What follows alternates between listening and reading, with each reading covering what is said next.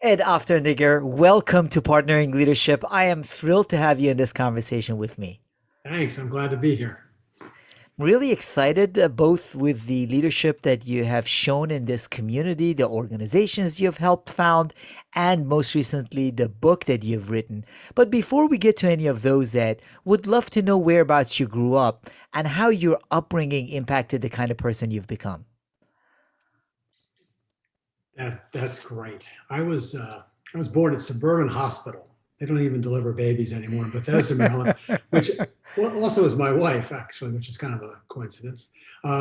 My father is a native Washingtonian. Was his grand my great grandfather had a cigar shop on Ninth Street where the FBI building is, and we Oh, are wow. so longtime Washingtonians. In fact, at some point I learned that they owned the whole block, but by the time it got to my father, it was none of that was still around. So I grew up in downtown Bethesda. My dad, I'm an only child. My dad uh, sold life insurance at night. Neither of my parents graduated from college, and my mom stayed home, and she was a precinct chairman and did all kinds of stuff. And my dad, the great thing about a dad who sells life insurance essentially door to door at night is that he was home a lot. And so he coached the baseball team and all that stuff. So it was growing up was a lot of fun.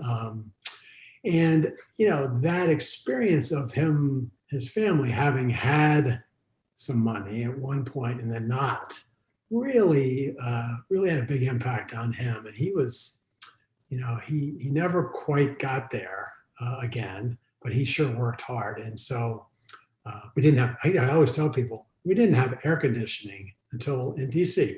I didn't have air conditioning until I went to the University of Virginia. So it was an interesting upbringing. I worked from the time I was 14. I had a lawn business. I was a caddy. Had a great job in the summer driving, delivering chemicals. So in the summer it was air conditioning treatment, and in the winter it was boiler treatment. And all through college, I did this. And the funny thing was, when I got to work for Arthur Andersen in downtown DC, I'd go into these buildings and I knew exactly where the boilers were. How do you know that? So, and my final job before getting into a real job was I had worked my way up to being a waiter at the Old Everett Grill. And that was a big deal because weekends, you could make some seriously good money. And then they told me I couldn't moonlight. So, hard workers, didn't have a ton. I will tell you, this is an important part of my story, is that my parents were scared to fly. So we didn't go anywhere, and we didn't have a whole lot of money anyway, but um, my father managed to scrape together, I think, $500 to join Bethesda Country Club 1965. It was a dump. I mean, it really was. Everybody got assigned a hole to pick rocks in the fairway and all that stuff. But he played golf for the first time the same day I did. So I Wow. was I was 8 or something like that, maybe 7. And I tell you this because I ended up getting to be fairly good at it, good enough to get basically get paid to play golf at UVA. Pretty good deal. I may be the only kid whose father, when I would talk to him on the weekends, didn't ask me if I was studying. He asked me if I was going to the driving range because he wanted to make sure I didn't lose the scholarship. So that's just sort of an important thing. But hard work. I mean, it was a fun upbringing. My parents got divorced in college, so that sort of changed things. But I'm a Washingtonian. Yeah, and you have experience all across the region, whether it's with the office buildings or the restaurants and the country clubs. Now, you ended up going to UVA, as you mentioned. Why study accounting? Well, two reasons. Number one, my very good coincidence that worked in my favor. My grandmother's best friend was the managing partner of the DC office of Arthur Andersen. So I knew a little bit about that. That might not be too bad. My maternal grandfather, who was also a golfer and played actually basketball at Kansas, he was an accountant working at GE. So I knew of accounting. But truthfully, I wanted to be a lawyer. And I thought, okay, there were a lot of lawyers in the 70s, and to get into a good law school, I wanted to differentiate myself. So I did pretty well in accounting. And then the problem was that the Commerce School at Virginia was pretty hard. So I was good enough to get a job at Arthur Andersen, but not good enough to get into a premier law school. So I just stayed with it, and there we are. I didn't really think a lot about it. I got a great job at a great firm, and off I went. Yeah, that didn't hold you back. And it sounds like you also had a great social life at UVA because you ended up meeting the love of your life, Donna, while there. I did. She was local, as I said, from DC, and a friend introduced us the summer after my uh, freshman UVA. People call it first year. That's never really stuck with me after my freshman year. And but she's a couple years younger, so she hadn't actually gotten to college yet. I took her to the Churchill High School senior prom. 20, I was 23, she was 21. We got married, and that's 40 plus years ago. And I know people say stuff like this, but we are 50-50 partners. I'll tell you a quick thing about her, just as an example.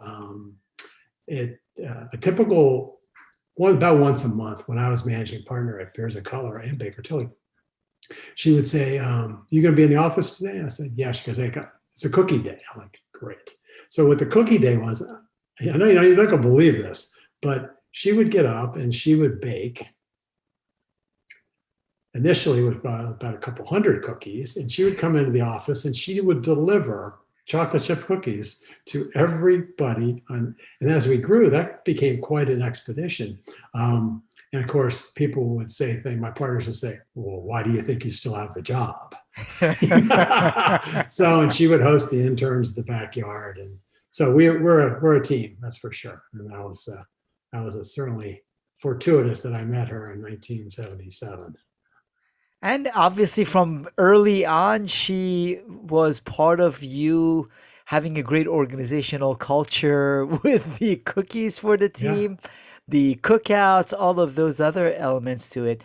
I also know, Ed, that you are a committed family man in addition to your love for Donna. And it's your 2-year-old son that showed you the importance of family over just work. This is one sometimes I will still get sort of choked up even telling it, because it was such a whammo. I had a great job. I was working at Arthur Andersen, and this could have been any firm. And it could have been really anywhere. But for me, I was working a lot. I was traveling. I was moving up, and Bobby was coming up on 2, and I have a younger child, Kara, they're Irish twins. So they're 11 months apart. So she was somewhere in the room at the time. But anyway, Donna was playing a game. It was a Saturday. I was sitting in our little townhouse in Gaithersburg, and she says, "Hey, Bobby, where's Daddy?" And he looks around, looks right at me, and turns, spins, and goes and pulls the phone off the wall. I was sitting right there. And at that moment, I realized that was the definition of who his father was saying goodnight to Daddy on the phone. And I didn't leave the next Monday, but I knew that I was going to have to leave. And then truthfully, when I chose Beers and Color, one of the reasons was because I I just knew that we could make that a place that where clients came first and people came first, and we were all about excellence. But for me, and I hoped for the people working there, it could be a place where family would be first and still be able to do all those other things. But it's one of those where, I can remember that like it was yesterday, and of course it wasn't. What a powerful story, Ed, of understanding what is important to you. Fortunately, early enough to then be able to make the changes to be part of your family's life as your kids grew up. And also, in having read some of your content, being familiar with what you talk about, this now resonates the fact that you understand and relate to the need for a balanced perspective for all the people in the organization rather than the hustle culture that some have promoted for way too long. Yes, and I don't. Comparison is one of those things that's a little dangerous. I don't want to imply that we did it right and other people do it wrong because it's not the case. But I just, my business partner Catherine and I talk about things like this frequently, and that's, I mean, you think about it. We spend more time at work really than almost anywhere other than sleeping, maybe, and that's not always the case. So it's such an important part of our lives. Why does it have to be hustle, hustle, hustle just for the sake of accomplishment? Or it can be a place that is whole. It feeds the whole person. I know that sounds trite, but I really believe that. I've always believed that. And the funny thing about it is when you, as you know, when you really invest in the building that kind of culture where people are that way, guess what? You also succeed more. The companies do better. They make more money. They grow faster. Okay, I'll take that. But that's not, it starts with that kind of culture for sure. We weren't the only, we're not the, there are a lot of companies doing this, as you know. It is, and it's important for us always to reassess and look at how we can do a better job with it. Now, early on in your career, you also met a coach, Dave McGuire, who had an impact in your perspective on developing yourself as a leader and your team too. Yes, boy, I've had 4 or 5 things in my life that I would just say are gifts that I wish everybody could have. And Dave McGuire was one of them. I always do this when I'm coaching. I look over here because I have his mass card on my inspiration board. So Dave was introduced. So Jim Beers was very forward thinking in the mid '90s. Decided that we would invest in professional development in a big way at the firm. And we only had, I don't know, we had 60 people or something, maybe a little bit more. I don't quite recall, but with the idea that he brought in an organizational psychologist, and he brought in Dave McGuire, who was just basically an HR guy. He had funny story. I want to write his story. Dave grew up in Chicago, wanted to be a priest, but he wanted to be a silent priest. He was in a silent monastery for 5 years. And then at the end of 5 years, you have to decide whether to stay forever or go back. And he would say, I just like to talk too much. So I went back. And he goes back to Chicago. He starts in the mailroom at Continental Bank, and he moves up to become the head of HR at Continental Bank, which was a huge bank in the early 80s, which also failed. So then he turned into an outplacement specialist. His wife was a writer. They came to DC, and we were just so lucky to meet him. And he became my thinking partner. He's the reason I'm a coach today. There were times I always say to people, some days he puts his arm around you, and other days he kicks you in the butt. It's just the way it works. But and I'll tell you one quick thing about Dave too. He was not much on technology, old school. And so we would meet, and there'd be it could be, he'd say 5 words the whole time. Sometimes, oftentimes he had things to say, but I would come in the next morning, and the light would be blinking on my phone because he didn't email, but boy, could he leave a voicemail. His average voicemail was 6 to 7 minutes long. I've got my pen, I'm scrambling, writing stuff down. And people will say, wow, 20 years with the same coach, you must be a slow, well, I am a little slow, but also as my roles changed and the firm grew, and then we merged, and I had different jobs. And, he was, other than Donna, he's been the constant advisor, helper, thinking partner all along. And it just made a huge difference for me and other people at the firm, which was also an advantage.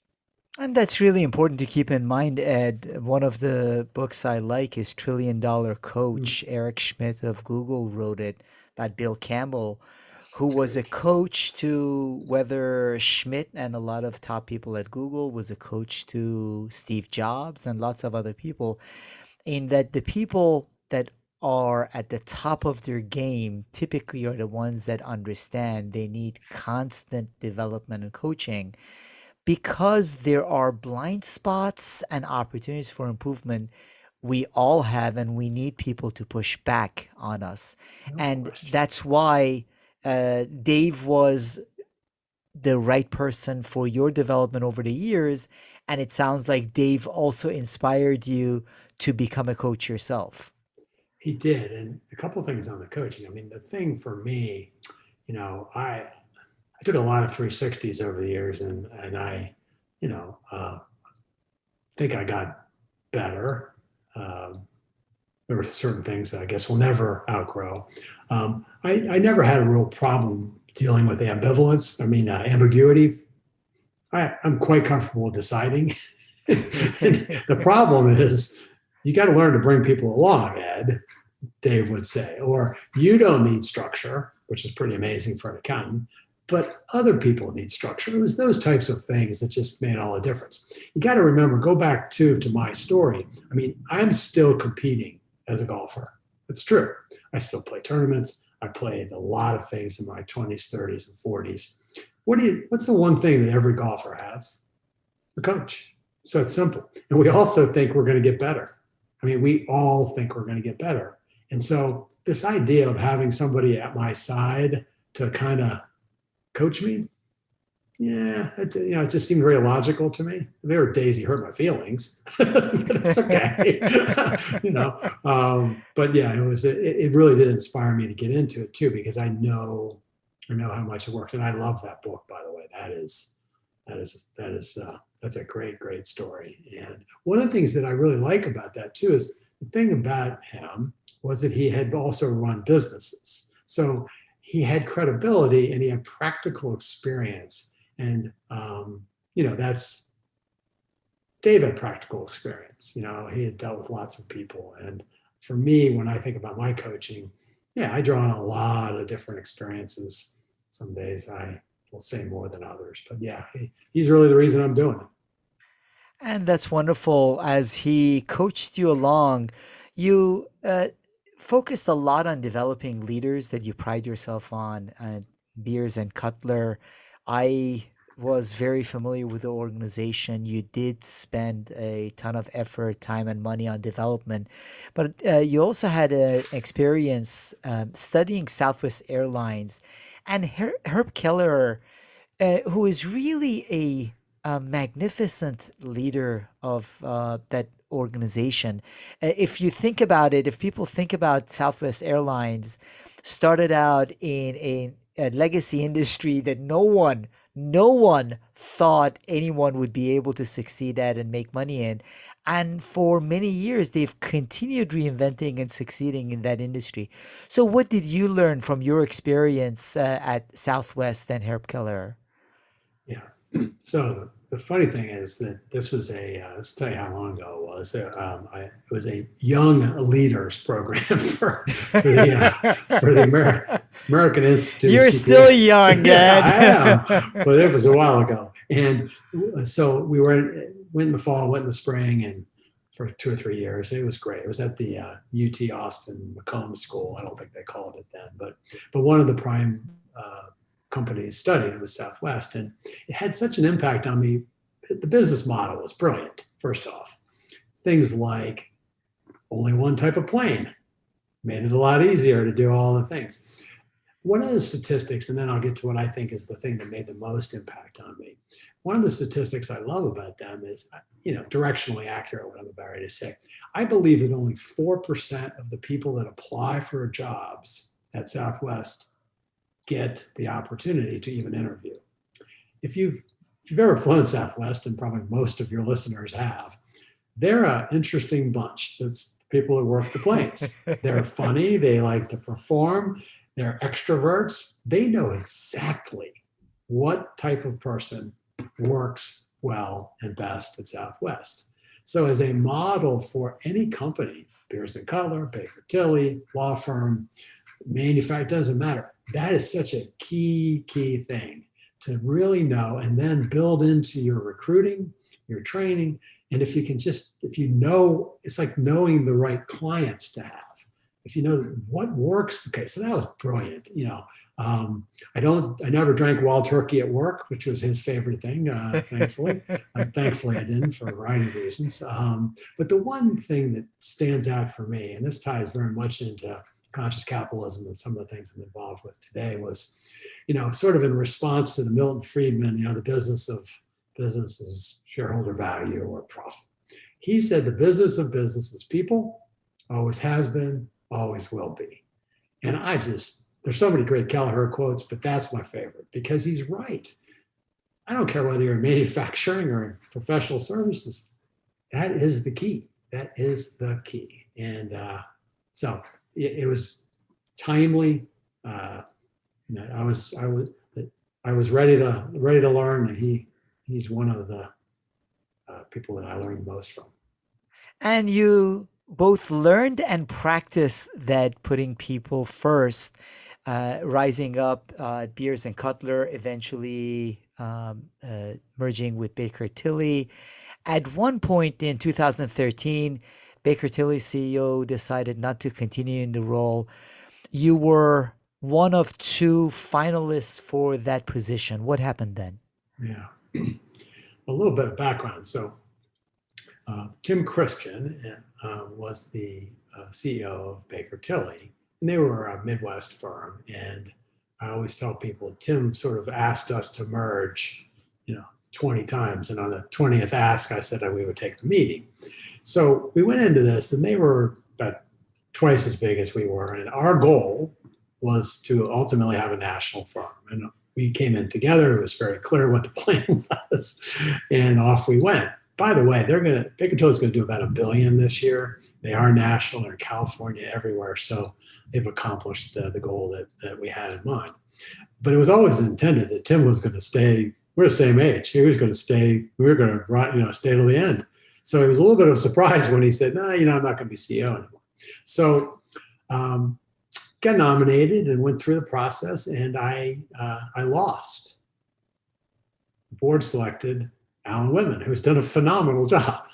And, it's funny. I think back, I was thinking about it this morning because I knew that we were going to talk about this a little bit, that, again, using golf as an example. I mean, Mahan, I have played so many competitive rounds of golf in my life, and I've replayed so many competitive rounds of golf in my mind, and they never change. The outcome is always the same. And I remember thinking at the time, I thought about it, what? And then, boom, all of a sudden you just like, okay, got to move forward. So I had a great opportunity. I stayed in the job that I was running consulting. I was doing all the things. And, but what it did was it was the catalyst for me to do what it is that I knew I was going to do eventually anyway, which was get into the coaching. And I joined forces with my friend Catherine, and off we went. And so it sounds almost, I don't know what it sounds like, but it was a gift. It was a blessing. They're doing great. I'm doing great. But I tell you, at the time, it hurt. And I'm competitive. I was not used to losing anything, and it was a real stinger. But hey, misery is optional is one of my favorite sayings. It is, and I love your authenticity, Ed, and willingness to share this. I think it's really important for leaders both to hear it and then embrace what you talked about, which is the willingness to be open enough to admit setbacks. And then with those setbacks, the reinvention that can come for us to become better as a result of it. So I think your willingness to share this says a lot about your own leadership, your own authenticity, which more leaders need to have. There's this image of the infallible leader that for some reason a lot of people have in their minds that I think is counterproductive to true effective leadership. So your story has a lot of lessons in it, both in you choosing to share it and then eventually for your reinvention that has resulted in you becoming the kind of person and contributing the way you always wanted to. Thank you. I do think that a lot of people, I think I'm not alone in that by any stretch of the imagination. Catherine has some things she says that really resonate. One of them is something I'm going to draw from something we're working on right now. But basically, we everything that happens can be our teachers. We can learn from everything, and if we have that kind of mindset, I mean, one of the things I like. I love Adam Grant's latest book, Think Again, and the idea that when we make a mistake or we lose, we lose or something, it's like, well, that was interesting. Scientists would look at something and go, wow, that was interesting. What did I learn from that? And it's hard as heck to do that on a regular basis. But if you're conscious, if you're intentional about it, you can kind of get into a habit of looking at bad days, going, well, that's interesting. And then, and so I've got a bit of a mindset. And I've had, again, this would be, are you shocked that I was talking to Dave a lot in 2013 and 14? No. I have people that help me see things, because left to our own devices, we're, well, everything seems to be better for me, at least, when I have people helping me think things through. It is, and I think for a lot of us that's the case. I was having a conversation with a very good friend of mine, and he was saying that in our minds, a lot of times we say things to ourselves that we would never allow anyone else to say to us. So that's why sometimes you do need a coach or someone else to redirect some of that, what could be negative thinking, to positive energy. Now, you've had a lot of positive energy that you've contributed back even since then, including co founding Conscious Capital D.C. with a dear friend, mentor, David Gardner. What brought about co founding of Conscious Capital D.C.? What is that all about? Yeah. So a couple of things. I went to the CEO, I'll tell you the backstory in a second, but I ended up at the CEO summit for Conscious Capitalism in Austin in 2018. Now, I had left Baker Tilly in 2017. I'd gone back to Georgetown. I'd gotten certified in coaching and so forth. I was writing a book. It's fiction. Just thinking about my principal character, and I was thinking about what kind of things would he be involved in. Well, Andrew is a conscious capitalist. I think I remember I got the yellow book. I go online. Turns out there's a CEO summit, and like 3 weeks later, I applied. I got in. I went.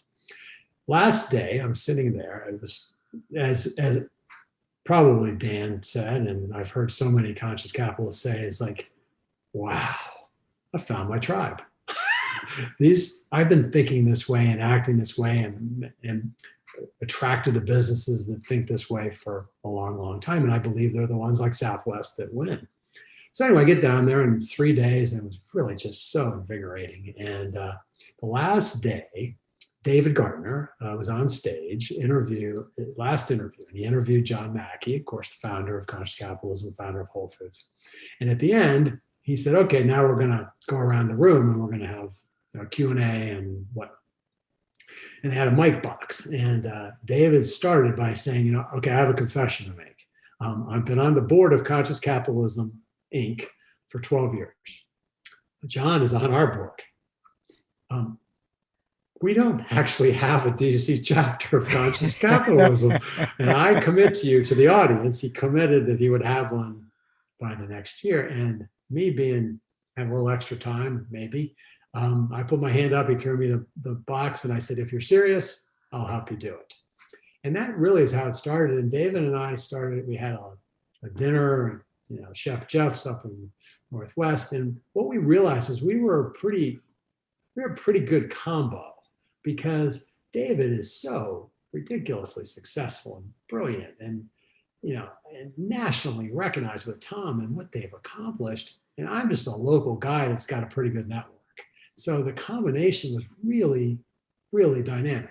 We were fortunate because then we brought a bunch of people in quickly. And then they hired Audrey Robertson as their director of communications. And she had been working at the Container Store for 12, 13, 15 years. And their founder is actually chairman of the board of Conscious Capitalism. So it all kind of came together. But it all started with me just wandering down there and David sort of fessing up. And then we just said, we then decided we're going big. We're no point fooling around with this. We're gonna really go after it. And as you know, we've most exciting recent news is we are partnering up with Leadership Greater Washington, and we have 5 series coming up in the fall and winter, and it's super exciting. So It is really exciting what Conscious Capital DC is doing, including the partnership with Leadership Greater Washington. But let's take a step back. What is conscious capitalism all about? What is this movement all about?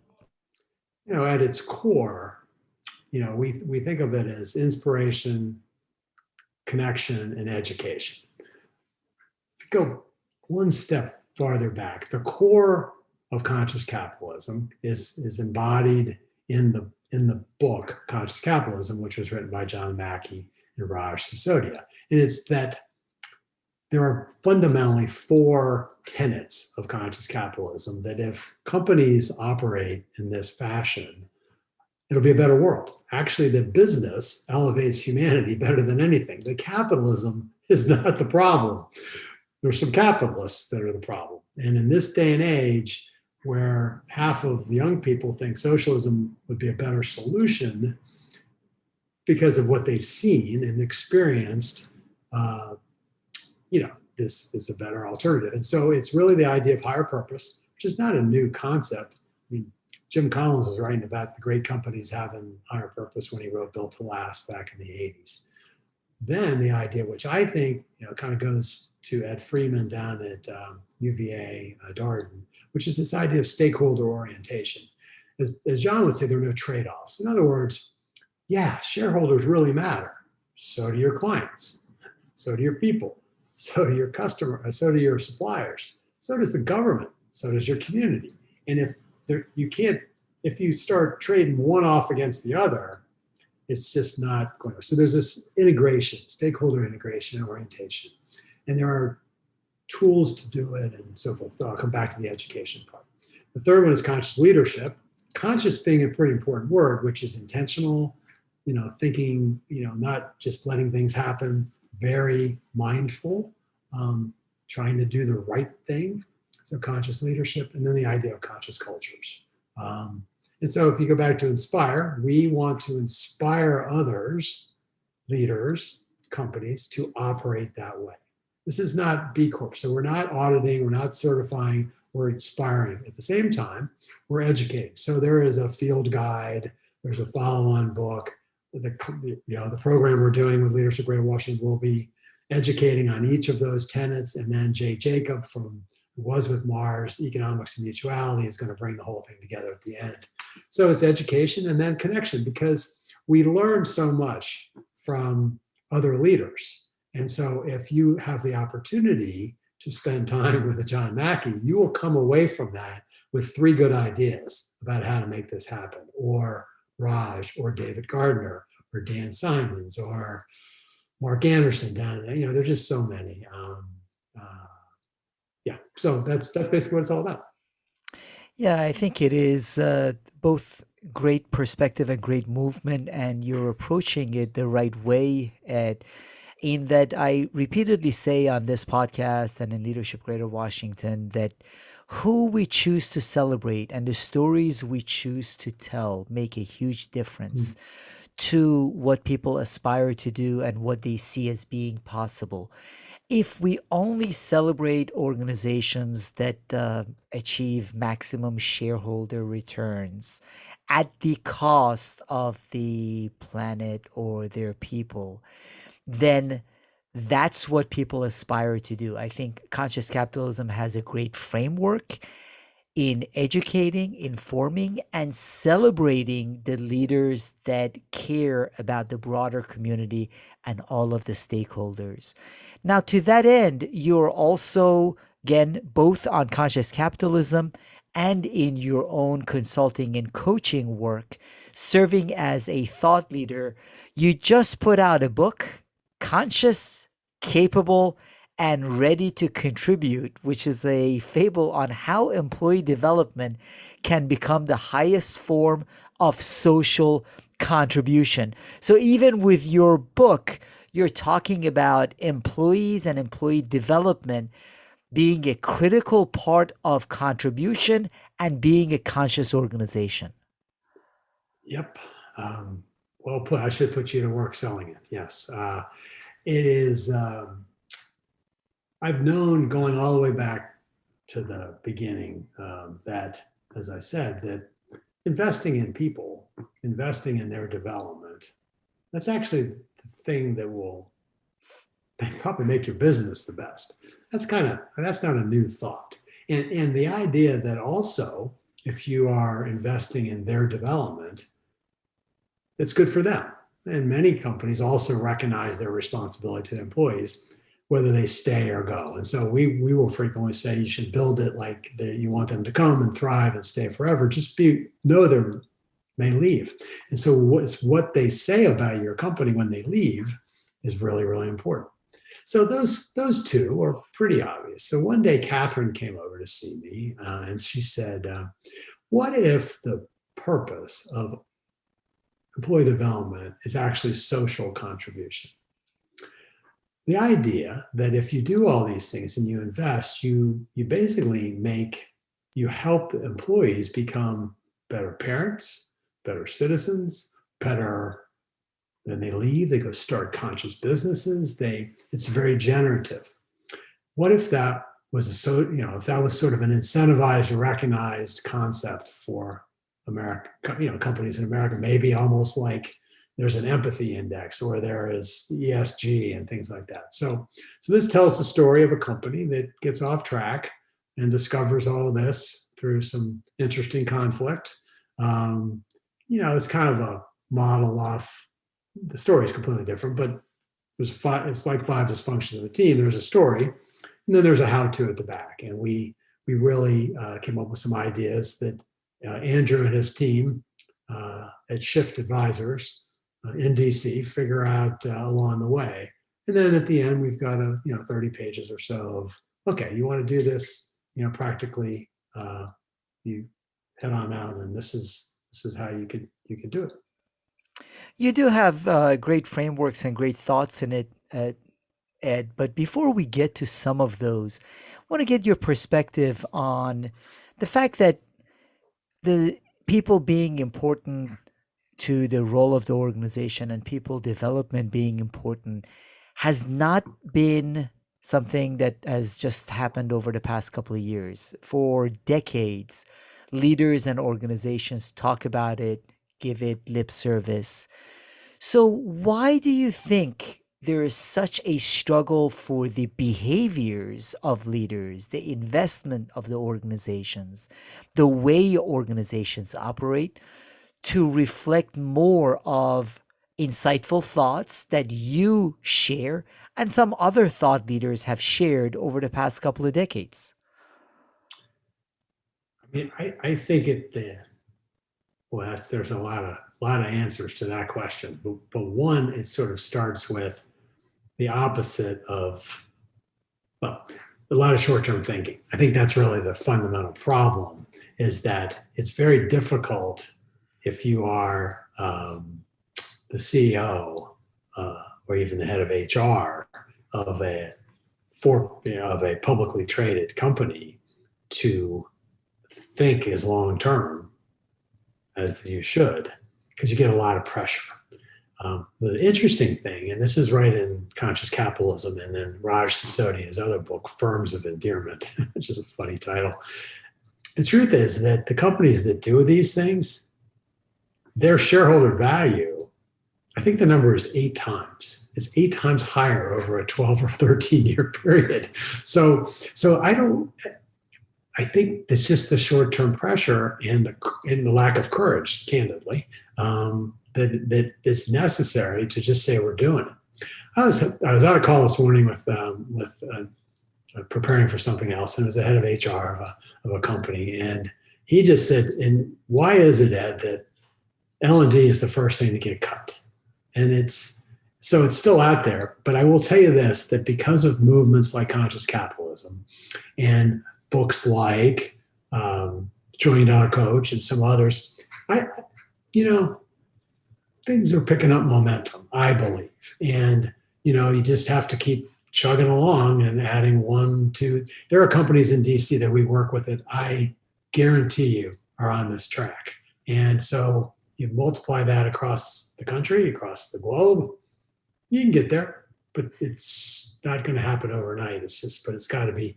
One of my favorite quotes is water conquers rock. And that is so true, but that also is over a long period of time. So we just got to keep plugging. There has to be. I love Water Conquers Rock because we do have to cut away at this.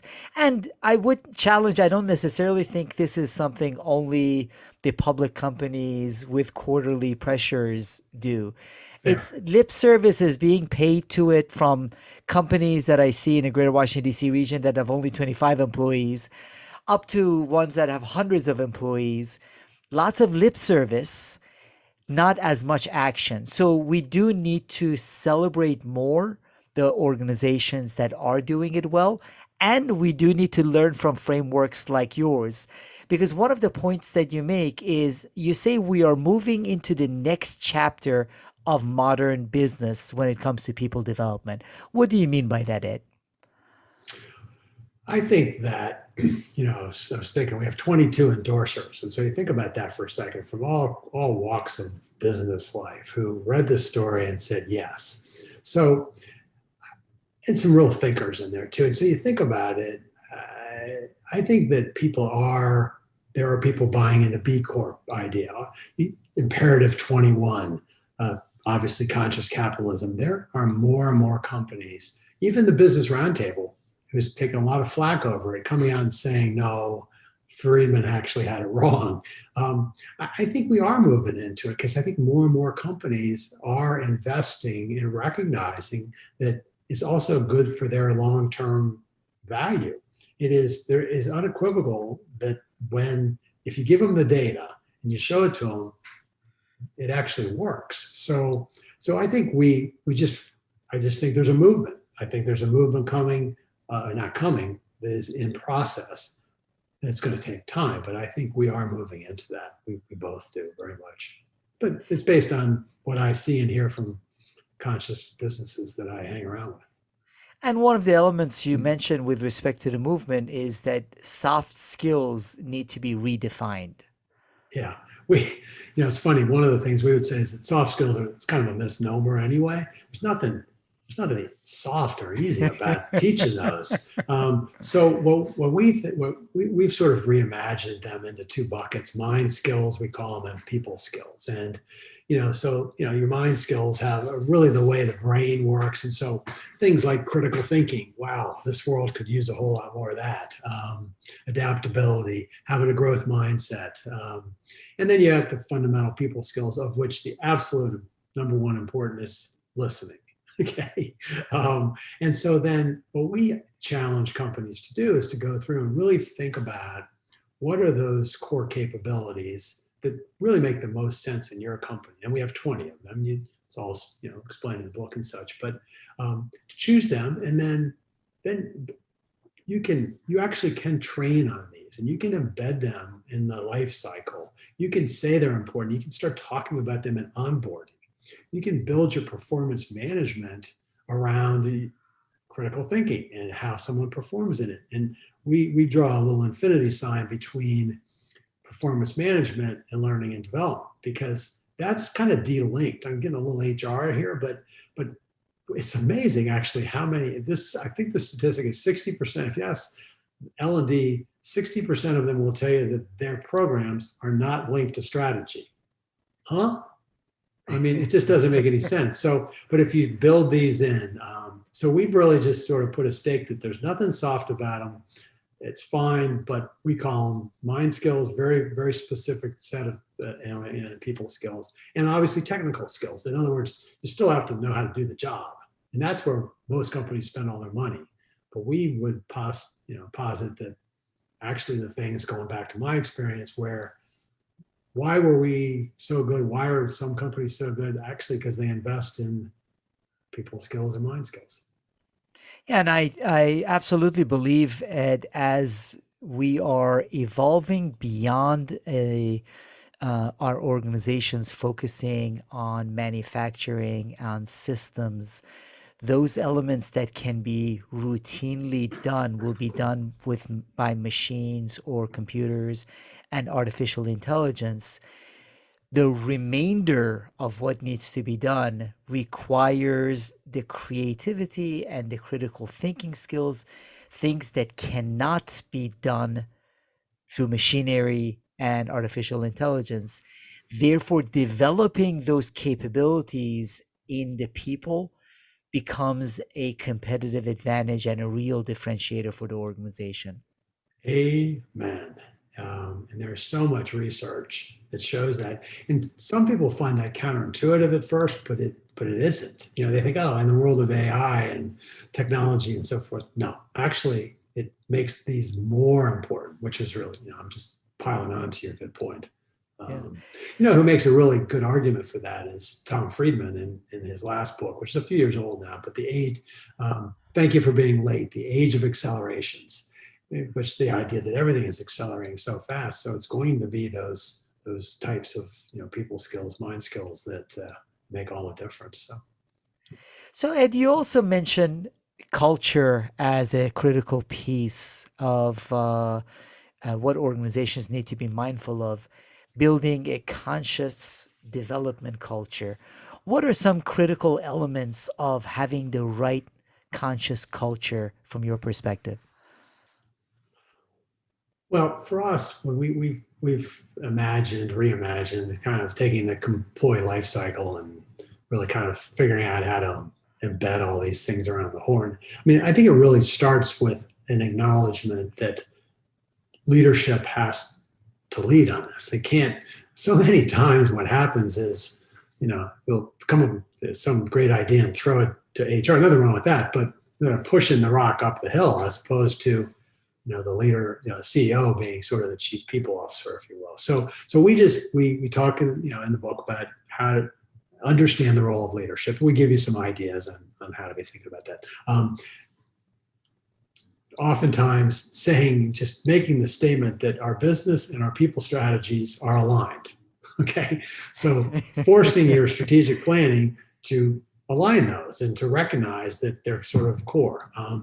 Then we go through, we've helped companies do this too, where sort of defining what are your specific development principles. So what are you expecting from your people? What are those capabilities you really need?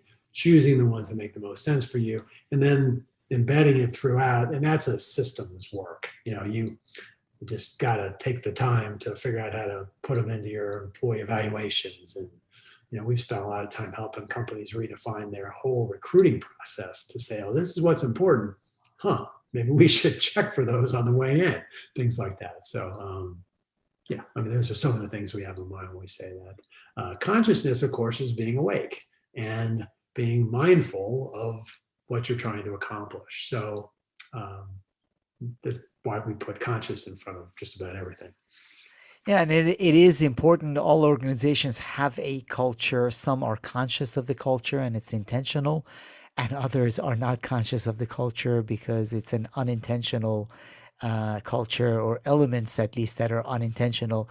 So, Ed, we are going through a lot of disruptions, continuous disruption to the way work is done. What are some of your perspectives on the future of work? I'm kind of, as we discussed before, I'm a pretty much of an optimist. So I tend to take the crummy things and figure out, as they say, where's the pony? So we won't tell the whole joke, but it's been a rough time, right? And but what have we learned from it? I think the future of work. You hit a major thing already when you talked about AI, right? I mean, that's pretty doggone obvious. I do think that companies. Let me say it this way. Um, I think right now, flexibility from leaders, lack of rigidity. Think about your employees like you would if you had a customer problem. Go out and listen to them. Most people just want to be heard. You don't have to solve all their problems, but slow down. Because I think the future of work, we don't know exactly what it's going to look like yet. We're in the middle, we're still kind of in the middle of figuring it out.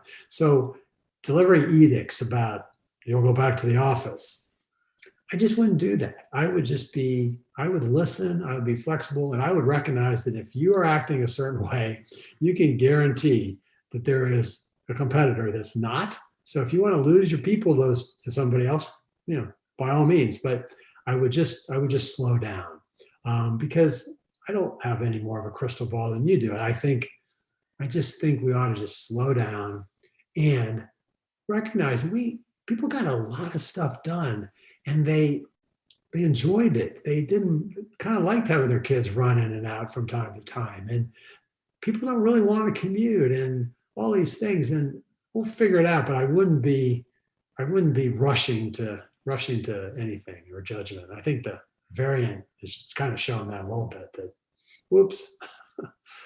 So I hope that addresses it a little bit. But That that flexibility is absolutely critical, Ed, and I did a solo episode on the certainty of uncertainty.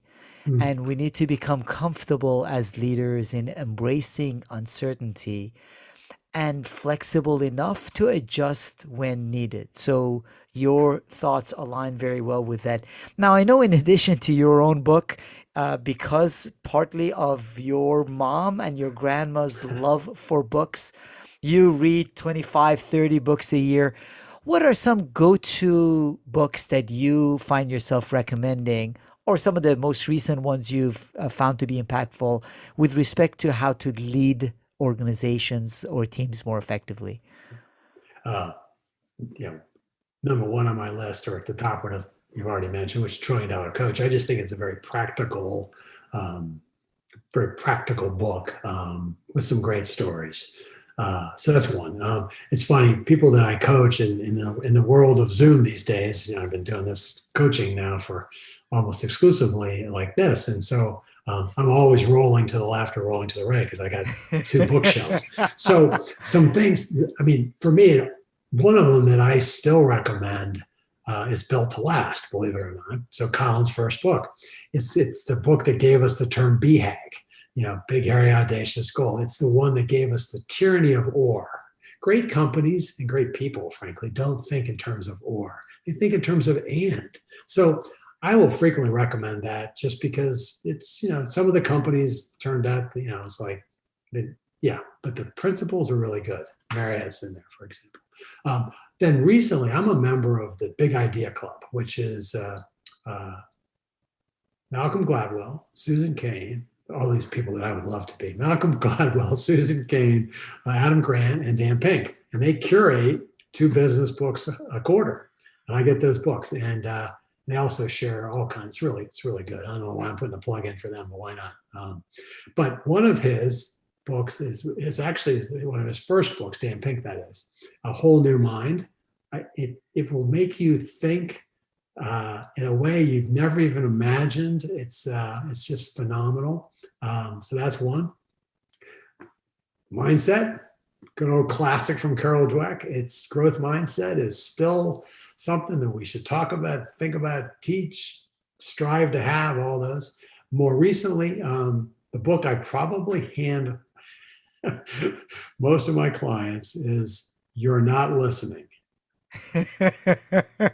which is really good. I'm trying to remember who wrote that. Doggone it. And then Adam Grant's Think Again is really just. And oh, by the way, another one, The Biggest Bluff, which is phenomenal. Really about the idea of human nature, and she chose, Texas Hold'em to be the almost metaphor for decision making in life, and it's a great story as well as some really great lessons. So those are just a few, but I mean, I could go on. Bill George, just about anything he's written. So 7 Lessons for Leading in Crisis. I went to that book over and over and over again in the early days of COVID for my clients because like don't be Atlas. That's rule number 5. It's we all think we got to figure it all out ourselves.